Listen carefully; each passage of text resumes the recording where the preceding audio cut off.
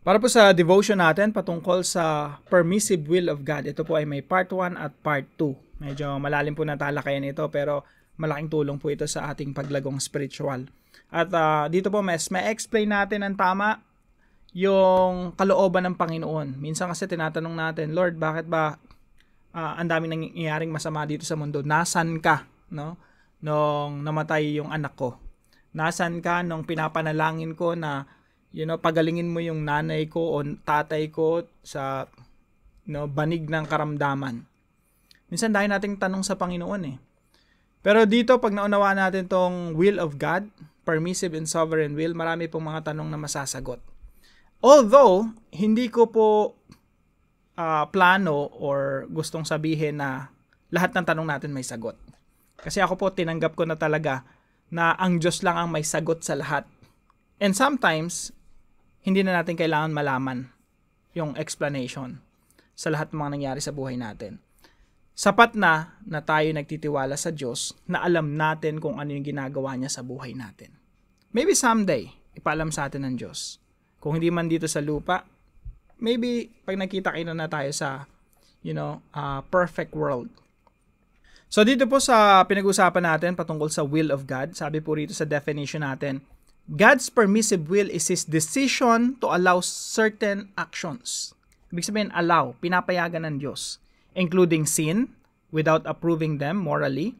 He permits human freedom in evil choices, but overrules them to accomplish His greater good and sovereign purposes. Now, gusto ko pong i-emphasize dito sa mga puntos natin, no? Marami tayong mga points dito. Pero, gusto ko lang emphasize yung He limits evil and suffering. Kapag naunawaan natin ay lahat ng nangyayari sa mundo hindi nangyayari or imposibleng mangyari na hindi dumaan sa sovereignty ng Diyos, sa sovereign decision ng Diyos. Ibig sabihin, lahat ng nangyayari sa mundo, lahat ng desisyon ng diablo, kahit yung masasamang tao, dumadaan yan sa, isipin natin na yung Diyos yung nag-filter sa lahat ng mangyayari dito sa mundo. Nothing will happen outside of God. Napakalaga po niyan. Walang pwedeng mangyari na hindi alam ng Diyos. Or nakapikitan Diyos, or nagulat ang Diyos, o na-aksidente, nabangga yung anak ko. Hindi pwedeng mangyari yun nang walang pahintulot ng Diyos. Kaya po napakahalaga ganitong doktrina ng Biblia, kasi ito yung magbibigay sa iyo ng kapayapaan. Lahat pala ng nangyayari sa iyo, inaprubahan ng Diyos. Ibig sabihin, hinayaan ng Diyos mangyari. God allowed it to happen. So, ang maganda po rito sa puntos natin na ito, He limits or permits evil and suffering. Kagaya po sa panahon ni Job, no? Si Satanas may gagawing masama kay Job. Nagtatanong muna sa Diyos, Lord, pwede ko bang gawin to, no? Nakikipag-usap siya sa Diyos, pwede ko bang gawin to? Allowed ba ako na gumawa ng masama laban kay Job? Sasabihin ng Diyos, okay, sige, pwede mong gawin yung gusto mong gawin kay Job, pero wag mo sasaktan yung tao. Ibig sabihin, nagbibigay siya ng limit. Dito po sa pangyayari sa buhay ni Joseph, ang dami pong ginawang masama sa kanya. Sabi ko nga dito sa devotion natin kanina, tinapon siya sa balon. Pero yung pagkakatapon sa kanya sa balon, masakit yun, siyempre. Emotionally, kasi mga kapatid mo yung nagtapon sa'yo sa balon. Physically, nandun ka sa balon, iniwan ka para mamatay. Pero nung tinapon siya sa balon, hindi siya nabagok, hindi siya na-comatose. Yung pangyayari sa kanya, limited. Bakit? Kasi may magandang plano ang Diyos kay Joseph. Nung inihahon si Nung iniahon si Joseph doon sa balon, ibinenta siya. Kasi naisip ng mga kapatid niya, benta na lang natin kasi mamatay lang yung sa balon, walang pakinabang. So, binenta siya. Yung mga slave trader, dinala siya sa Egypt.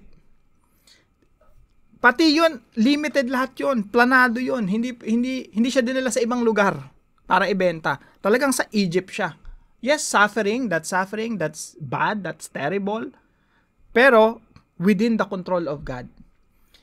Nung nandun siya sa naglilingkod siya kay Potiphar, pinagbintangan siya na nanamantala ng asawa ni Potiphar. Pati yun limited.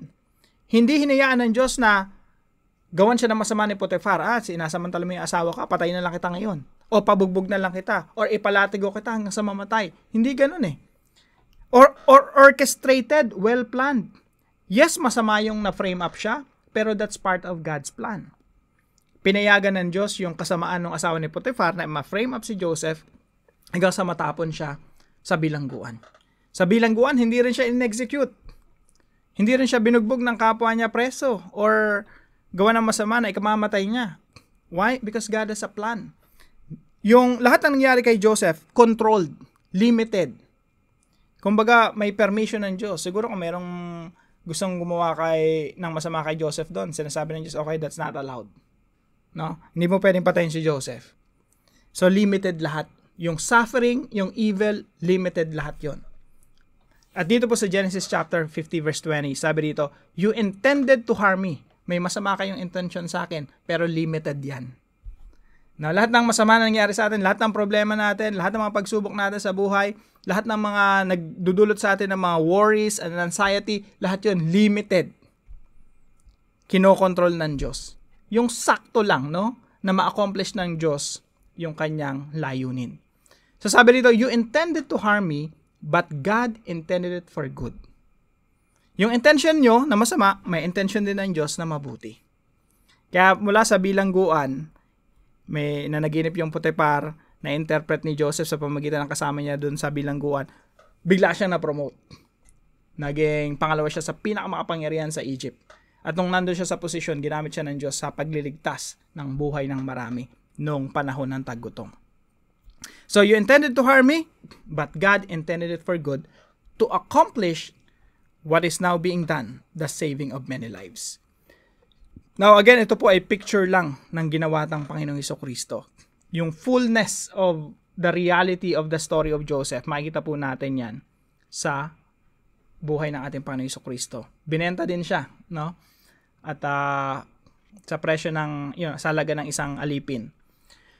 And then sabi po rito ni Peter, siya, sa English na lang po, this man was handed over to you by God's deliberate plan and foreknowledge. Alam na ng Diyos yan, na ipapapatay nyo siya. Yung intention nyo na masama, gagamitin na ng Diyos yan para sa mabuti. And you with the help of wicked men, put him to death by nailing him to the cross. Nung nananalangin na yung mga mananampalataya sa Acts chapter 4 verse 27 to 28, sabi ng mga mananampalataya sa prayer nila, indeed, Herod and Pontius Pilate met together with the Gentiles and the people of Israel in this city to conspire against your holy servant Jesus, whom you anointed. They did what your power and will had decided beforehand should happen. Upang gawin nila Pilato, nila Cayapas, nila Herodes, yung mga elders ng mga Israel, upang gawin nila yung masama nilang balak, upang gawin ang anumang itinakda ng iyong kamay, ng kamay ng Diyos, at ng iyong pasya na mangyari.